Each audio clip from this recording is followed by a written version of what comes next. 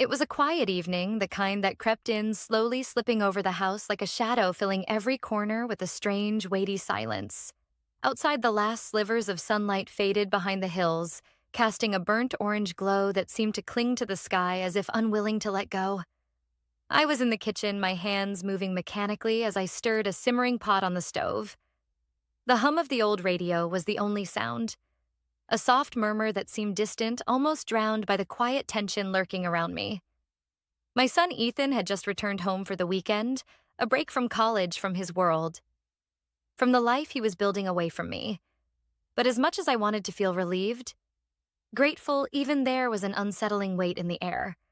Something I couldn't shake off, no matter how hard I tried. The boy I'd raised had grown up into a stranger, yet one who knew me better than anyone else. At 21, he was tall, confident, sharp-eyed, and had this edge to him that felt both familiar and completely alien. "Dinner's ready." I called out, my voice sounding small in the vast silence of the house.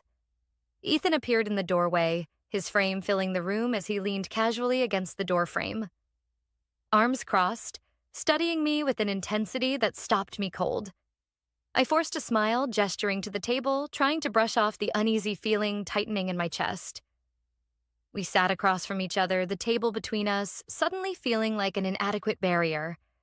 He told me about his classes, his friends, even the professors he couldn't stand, but his voice, steady and deliberate, held an undercurrent I hadn't heard before. He was looking at me differently tonight, with the sort of focus that felt too heavy, too deliberate. His gaze lingered, his words carefully chosen, each one rolling out slowly as if he was building up to something he hadn't yet dared to say. "So, college life," I tried to keep it light, forcing myself to meet his eyes, though the intensity there made my skin prickle. He nodded, eyes still fixed on me. "Yeah, it's fine." His lips curled slightly, a shadow of a smirk, but there was no humor in it.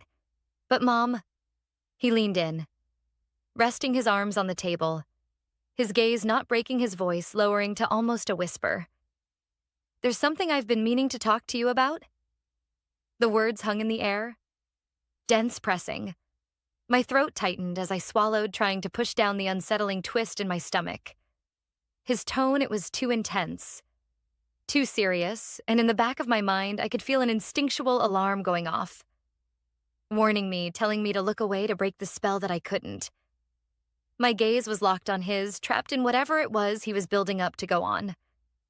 I managed my voice, barely a whisper, hands clenching under the table. Ethan leaned back, his expression softening, but his eyes still held that unyielding focus. I think about how things used to be back when it was just us. And sometimes I miss it." His voice was soft, layered with something almost vulnerable.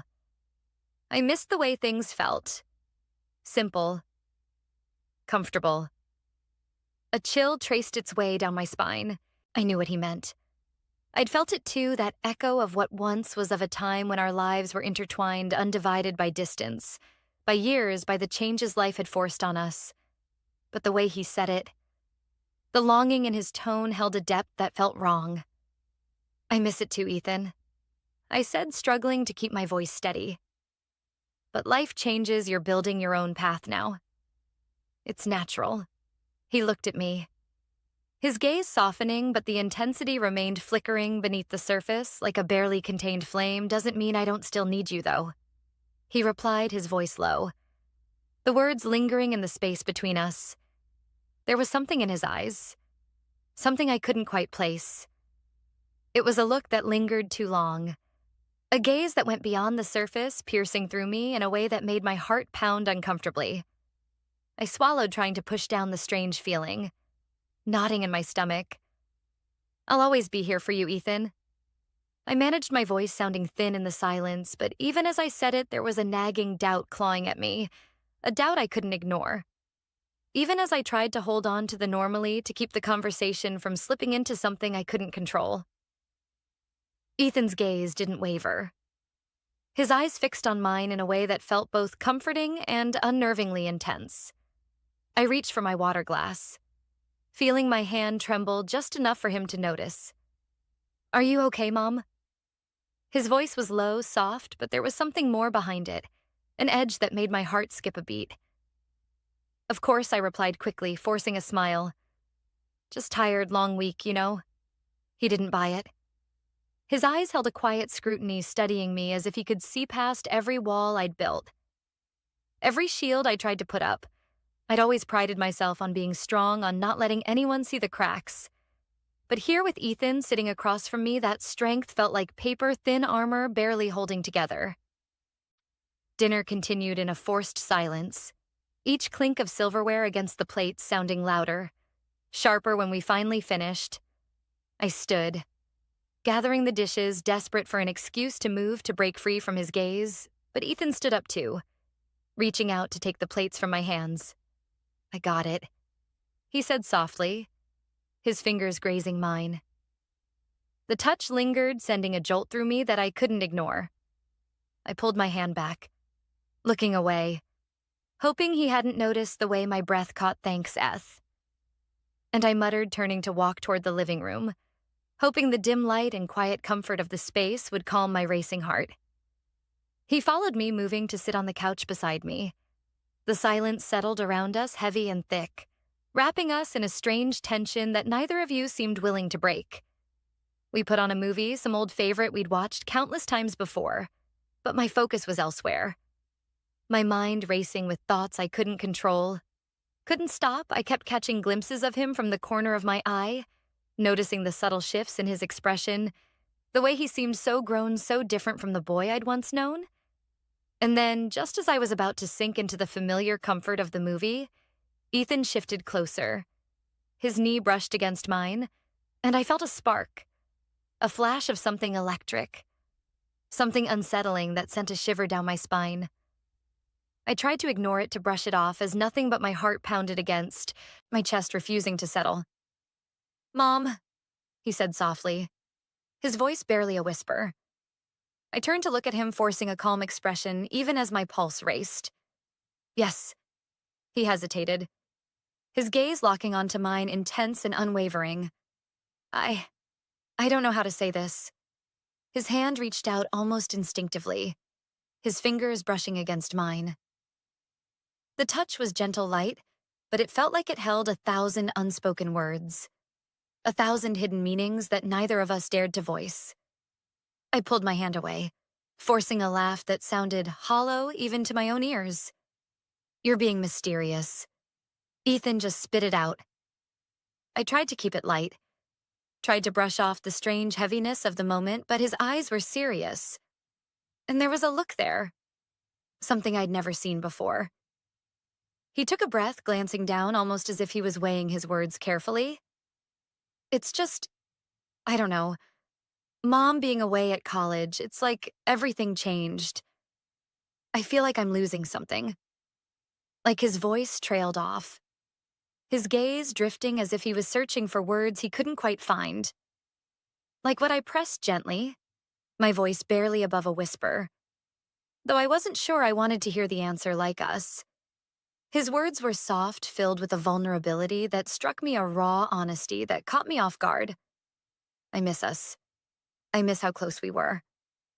My heart pounded, his words sinking in with a weight that felt too heavy to bear. I'd felt it too. That distance, that slow drift that had happened without either of us even noticing, but hearing him say it out loud. Seeing the longing in his eyes. The ache there was different. It was real. I miss it too, Ethan," I said softly, barely managing to hold his gaze, but even as I said it, I could feel the line between us beginning to blur, a line that I wasn't sure either of us should cross Ethan's eyes. Softened as I spoke, his expression shifting into something deeper. Something that made the room feel smaller, like we were the only two people left in the world. I took a breath, forcing myself to hold his gaze, but his stare was unrelenting, steady in a way that made my pulse quicken. Sometimes I wonder, he began, his voice low, thoughtful if things would be different if I hadn't left. The words felt loaded, weighted down with a meaning he didn't put into words, but was somehow unmistakable. I felt myself tensing, a mix of confusion and something else, something I didn't want to name. Stirring inside me, Ethan going to college was the right decision. I said, my tone firmer than I'd intended. You're building a life for yourself. That's important. I tried to keep my voice steady, to hold on to the role of the mother, the protector. But even as I spoke, I could feel the words wavering. He just nodded, his eyes flickering down to his hands, a shadow of frustration passing across his face. I know it was the right thing to do. But he trailed off, his voice heavy with something unspoken. He looked up again, his gaze capturing mine. It doesn't make it any easier. His words hit me harder than I expected. A subtle confession hiding behind each syllable I swallowed, trying to gather my thoughts to shake off the uneasy feeling wrapping around me like a fog. This wasn't how I'd expected the evening to go. I wanted simplicity, peace, the comfort of familiarity. Instead, I was sinking into an emotional quagmire I hadn't prepared for. I felt his hand reach out, his fingers brushing against mine. Lingering just long enough to make my heart pound, I knew I should pull back, create space. Reestablish the boundaries that had somehow started to erode over the years. But I stayed frozen, unable to move, trapped in the silent current pulling us together, Mom. He said softly, his voice barely more than a murmur. Do you ever wonder about the choices we made? His question hung in the air, thick and heavy, drawing me into a place I hadn't allowed myself to venture. Choices we both made, so many, some I'd questioned, some I'd regretted, but now sitting here under his intense, searching gaze, I felt as if every choice, every memory, every decision was somehow coming to life, haunting the space between us. I try not to look back too much, Ethan. I replied carefully, forcing a small smile, though it felt hollow. We can't change the past, and what's done is done. But sometimes, he continued, undeterred, his voice holding an edge I couldn't quite read. I just think, what if things had been different? I looked at him, feeling a strange mixture of sadness and apprehension welling up inside. It was as if he was reaching for something that should remain buried. And yet I felt myself leaning into his words, into the dangerous comfort they offered. Different how I whispered. Not sure I wanted to hear the answer, yet somehow unable to stop myself from asking. He hesitated, his gaze flickering with uncertainty, as if he too was navigating unfamiliar ground. Finally, he spoke, his voice soft, laced with something raw, just different, like maybe if we hadn't drifted so far apart for a moment, everything was still. Ethan's words hung between us, heavy with a meaning I wasn't sure I was ready to face. Part of me wanted to retreat, to maintain the line between us, while another part could feel just how blurred those lines had become. I looked down, trying to hide the emotions that had risen in my eyes, my heart pounding in my chest. Ethan, I said, my voice wavering slightly. I'm your mother. I'll always be here for you. But what the warning in my own mind echoed this night, this feeling was something powerful enough to mislead us both. I turned to him, meeting his gaze, knowing what I was about to say might hurt. I know you're my mother, he replied, his voice barely above a whisper, yet filled with intensity. But sometimes I don't know how to control what I feel. The distance, it's been hard. We were standing in the same room, in the same silence, both feeling the weight of emotions too. Tangled to make sense of, looking at him, lost in my own thoughts. I knew I had to rid my heart of these confusing feelings. Rebuilding the safe bond we'd once shared was necessary, no matter how hard it felt. Taking a steadying breath, I leaned forward, my voice finding strength. Ethan, you can always love me, I said, my tone firmer now. But that doesn't mean we're meant to cross these lines we have. We'll always be as mother and son. My words were a final point, a boundary that perhaps we both needed to set to find emotional peace. Ethan stayed silent, his face reflecting a mixture of acceptance and sadness. The fire in his gaze softening into something quieter, something understanding. He nodded finally, a sign of letting go. You're right, he murmured. This is the way it should be. That night, we both let the complicated feelings slip into something simpler, a sense of acceptance and peace. The next morning, he packed his bags and prepared to return to his life. As he left, the house settled into silence, filling me with a sense of relief and calm. We both knew what was right, and just like that, what had once been confusing gave way to a renewed, steady bond, one defying by knowing who we were to each other and nothing more.